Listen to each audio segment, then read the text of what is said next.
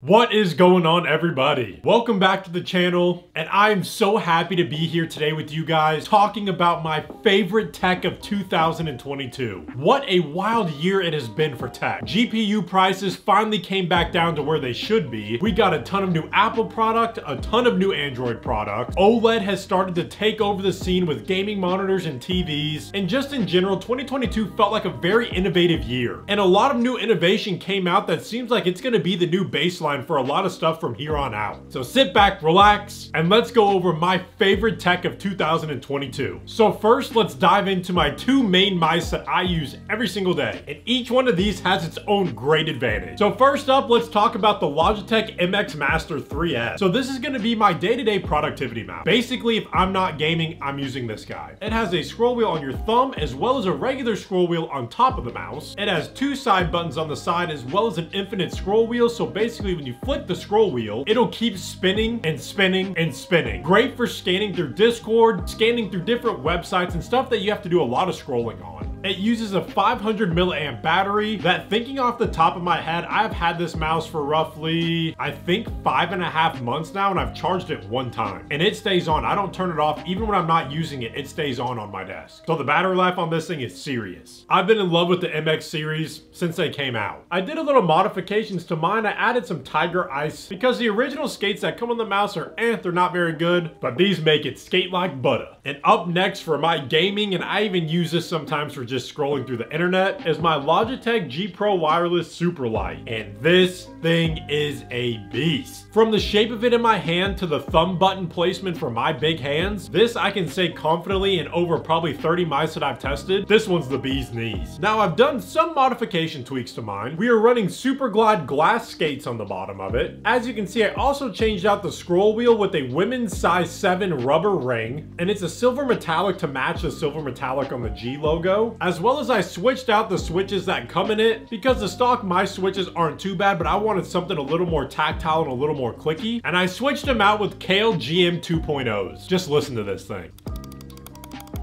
Yeah, the clicks are a lot better now. The only thing I wish the G Pro Superlight would have carried over from what the MX Master 3S did well is why Logitech did not implement USB-C. I mean, I know this mouse is a year or two old. USB-C is like the industry standard for mice now. That's my only gripe, but it's not that big of a deal. You just have to keep a separate cable ready to go at all times to charge it. And the battery life, I think I probably fully charge this up once every 6 to 8 weeks, but coming in at 63 grams, it is a delightful gaming mouse to use. Next up for my #1 pick for this video. This is something that if aliens came down, abducted this entire room, I would go out and buy first right now. And that is gonna be my monitor right behind me. So I've been using now for a couple months the Alienware AW3423DWF. It is a QD OLED ultra wide. Linus Tech Tips, Your Average Consumer, and so many other tech tubers have been ranting and raving about this monitor. And let me tell you, it's worth the $1,300 price tag. The dynamic contrast is insane in games. Not to mention the true blacks, that if a lot of you know, if you have an OLED TV right now in your living room, you understand what I'm talking about. Because OLED movies and OLED TV is nice, but when you submerge that with games, it brings the immersion level to a whole nother experience. You start to notice so much small details that game devs have put into the game that get so lost without OLED and ray tracing. It's absolutely stunning. So this monitor is a 3440 by 1440 display at 165 Hertz. It has a 0.1 millisecond gray to gray response time, which most monitors you see that aren't OLED, the response time is like 1 to 5. So imagine 0.1. Yeah, it's like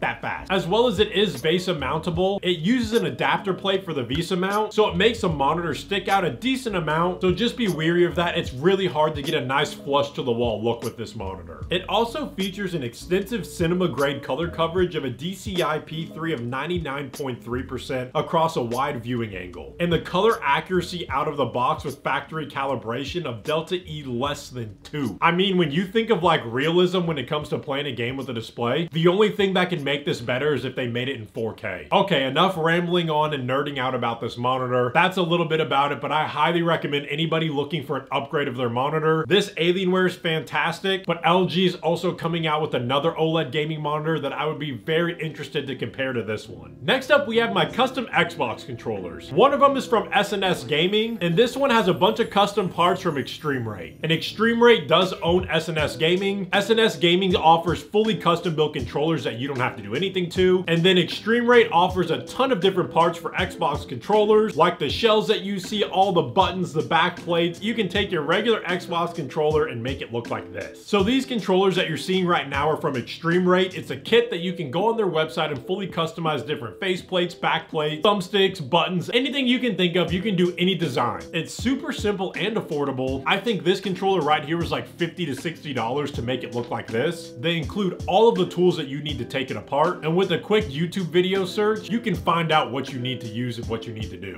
As a lot of you know, if you own an Elite controller, stick drift is no joke. I have used 3 different Elite controllers, and every single one of them after about a month has stick drift. It's insane to me that the quality of some of those controllers that are that expensive, being the Pro Series, Elite Series, have so many issues. Maybe the Series 2 addressed some of these issues, but I haven't tried out the Series 2 yet, so I can't give my honest take on it. But I know this SNS controller is a little bit cheaper, and I've had no issues. Especially including buttons on the back here is super nice for different FPS, as well as Battle Royale gaming. And as you can tell, I have 2 different shaped thumbsticks on this one. Over here, we've got more of like a inverted regular style thumbstick. And on this side, we have more of like a dome. And they're different heights. They also have a ton of stuff for Nintendo Switches, PlayStation controllers, any controller that is for any modern game system. They have stuff that you can completely deck it out and customize it with. I love Extreme Rate. I love customizing things. I thought that one was kind of cool. And last but certainly not least, we have last year's model MacBook Pro. Now I know what you're thinking. Hold on, whoa. You're saying, Justin, why don't you have the newest MacBook Pro? Well, let me tell you my reasoning. So this MacBook still offers the M2 chip. As dumb as it sounds, I absolutely love my little emoji bar. Tabbing through windows and having emojis and predictive text up here makes it so nice. And I like having an extra screen on my keyboard. It reminds me of the Asus ZenBook that has a whole extra screen down here. You're just not running out of keyboard room like what happens on this Asus ZenBook. Now, I'm gonna be completely transparent with you. I don't even edit on this thing. The sole purpose of this MacBook Pro is for entertainment purposes. It travels with me when I go to like the airport or if I'm out and about and I need a computer. Trust me, I love my Windows on some of my other laptops, but the connectivity between my iPhone, my AirPods, everything Apple's ecosystem with that laptop is perfect. The fact that I can text people on iMessage off of my MacBook, I can FaceTime off of it, all my emails are all connected, as well as my notes, my calendar, my reminders, everything is in one ecosystem. That way I'm not forgetting when I have different devices in my hand. This MacBook Pro is my baby. It is a little overkill for my YouTube and my emails and texting people off of, but what kind of tech reviewer, tech tuber am I if I don't have a MacBook Pro and just a MacBook Air? I'd get made fun of. I'd get canceled. If you're an Apple lover and you don't have a MacBook, I highly recommend getting one if it fits into your lifestyle and your budget, because these 2 things right here